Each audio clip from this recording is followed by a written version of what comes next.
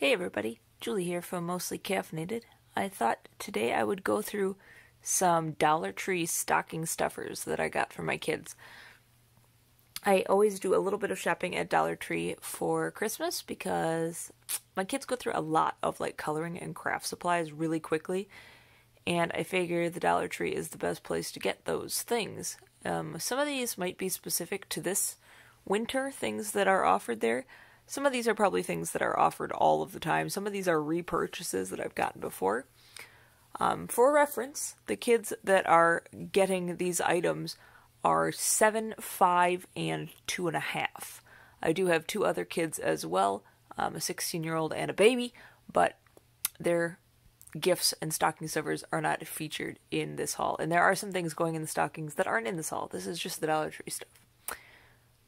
For example, I always get my kids some candy and put it in their stockings. And usually it's a giant mess is what happens. It's all mixed in with their stuff. When they pull out the things in their stockings that aren't candy, candy goes flying. Candy's left in the stocking until next year and they can't find it. It's a whole thing. But I saw these in the holiday decor section of Dollar Tree, and I thought this was a great concept. They're a little 6-inch by 4-inch burlap bag with a drawstring. They're not super big, but they are a size that would fit into the stocking. When this is full of candy, it will still fit inside the stocking. And that's probably all the candy that my kids need anyway. There's 3 in a package. So I got 2 packages because I have 5 kids. I mean, the baby's not going to eat candy, but someday the baby will eat candy, and we'll use these every year. I don't know if I'm going to paint pen their name on top of the little baggie maybe, but I'm going to put the candy in these before I even put it in the stocking at all, and that will eliminate some mess and bother. Then, I got the kids some more of these mechanical colored pencils. I've gotten these several times before. The kids really like these. They have colored lead. These ones don't have extra lead. Sometimes when I buy them, they have a box of extra leads. These don't. But these are colors they don't have. They've got a lot of the regular ones. They're red, orange, yellow, and green, I think. But these have a pink and a purple and a light blue and a light green. So I got 3 packs of those for each of those middle kids. 3 of these play pads. That's all the different designs they had. I don't actually know. I didn't check if the insides are any different. I just got 3 different covers so they can tell them apart. Kitties for my daughter, and then I don't know who's getting woodland creatures and who's getting sea creatures of my 2 older sons. I haven't thought about that. They're all the same level. My daughter, who's 2.5, will just use it, for coloring, for scribbling. That's fine. My 5-year-old is able to do some of the things, the mazes, the coloring activities, the matching type activities. My 7-year-old likes crosswords and word searches and things like that, and there's a mix of all different activities in there. Then I got 2 of these. These are, I don't know what you want to call these.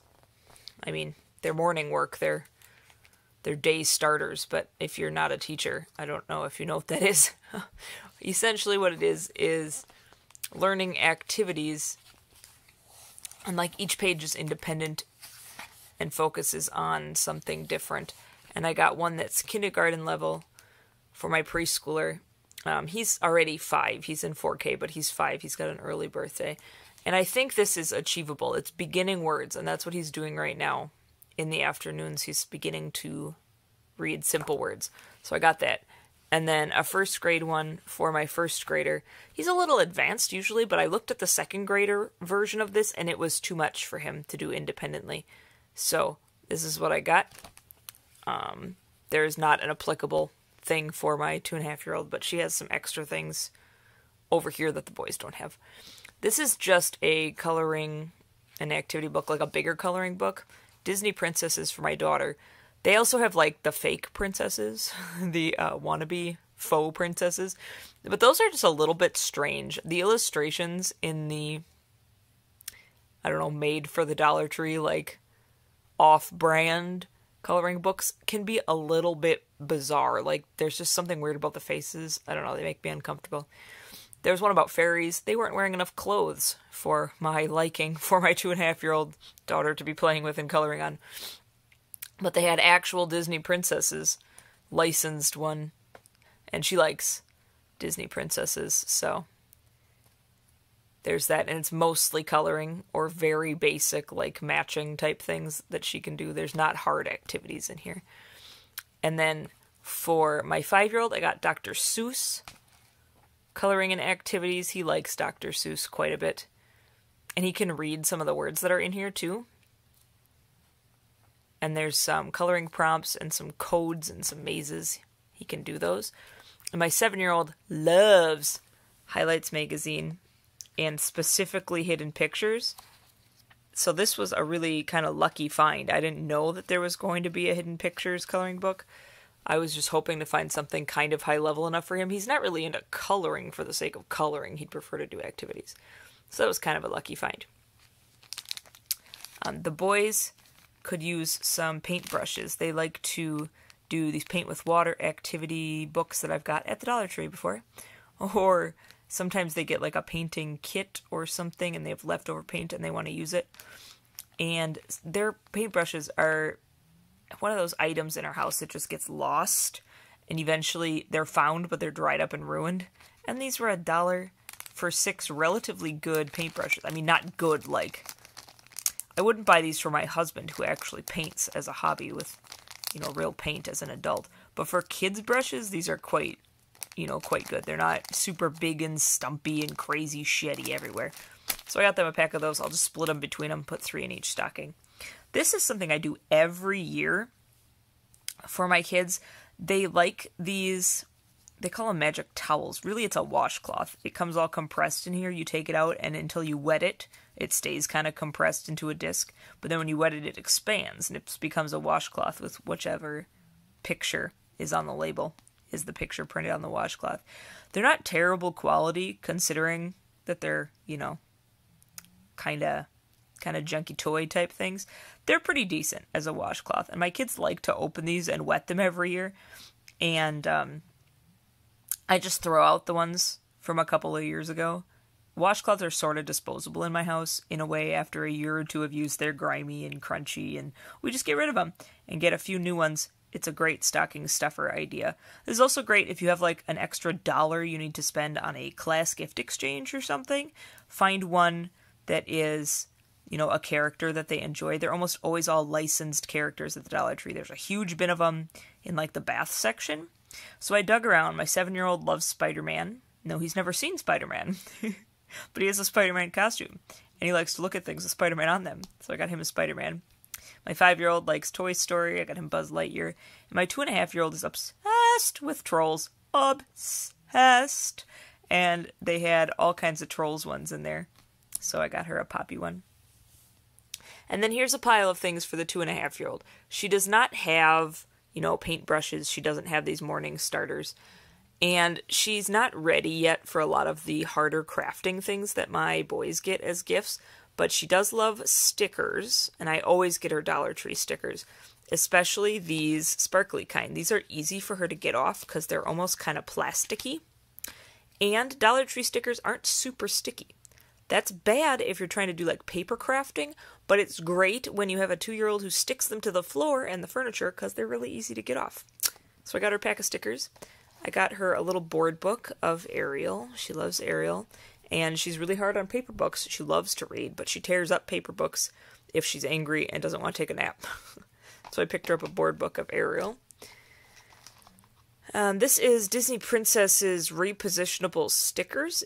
There's like a scene. They're like color forms or those Melissa and Doug reusable stickers, but they're Disney Princesses. It's travel sized. I like to keep one of these in my purse for her, for if we're shopping or at church. And she's lost a lot of the little clingy stickers to some of the other ones I've got at Dollar Tree before, so those have become disposable, and I'm replacing them with this one and this one. Color Forms Disney Princesses. Are you sensing a theme here?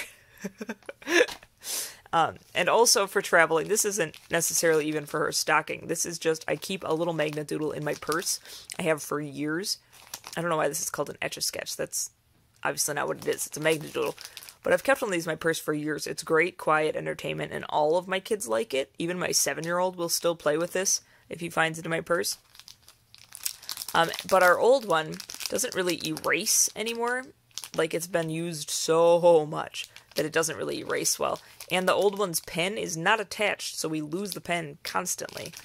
So, I just picked up a new one. And then this she wanted. She, like, impulse picked this off the shelf. It's a Disney Princess's multicolored pen. Her brothers both have a multicolored pen that I bought them as an airplane treat when we went on vacation last year. So she knows what this is, and she wanted it, and it's pink and has Disney Princesses. So I said, we can get it, and I'll put it in your stocking. And she said, okay. So here it is. That's how I do impulse buys with my kids. If they ask nicely, I will let them get it, but then they will receive it as a gift at the next time that they need a gift. That's how we do impulse shopping. If they ask rudely, they don't get it at all. If she had yelled and screamed and said, I want it, or just tried to sneak it into my cart, it would not have come home with me. But she asked nicely, and I told her it would be a stocking stuffer, and she was totally fine with that. She didn't stop me from putting it away or yell or scream or cry or anything like that. So, there's my Dollar Tree stocking stuffers. If you are looking for some stocking stuffers or some classroom gifts, a lot of these would make good classroom gifts if your students exchange gifts, your kids exchange gifts with other students. Usually there's like a $5 limit, so think about this. You could get like colored pencils and a magic washcloth and a coloring book and a couple of other things yet for $5. So if you need some last minute inexpensive add-ons or stocking stuffers, there are my ideas. If you're curious about this blanket, this is from Bed Bath & Beyond. I'm only telling you because it was a super good deal. It was $40, and it was something about an owl. That is what it was called. Something about owls. It kind of looks like a baby owl. It is super soft. It's plain cotton on the other side, so it's not fuzzy on both sides. It's lovely. It doesn't make you sweat when you sleep, and it was $40, even though this is a king-sized one, which is a great deal for any kind of king-size anything, much less like a faux fur, super comfortable situation. Bonus tip. There you go. Hope you're enjoying as much as you can preparing for the holidays. I know it's a stressful time of year. I've talked on my Facebook before and my Instagram about trying to make this less stressful, trying to simplify it. If you're looking for tips, check out the blog under holidays or simple living, the tags at the bottom of the page. You can check out my Facebook feed. Mostly Caffeinated Mom has some kind of intentions as you get ready for the holiday season, but I hope you are enjoying that as much as you can, and that maybe this was some helpful tips. I'll see you around. Bye.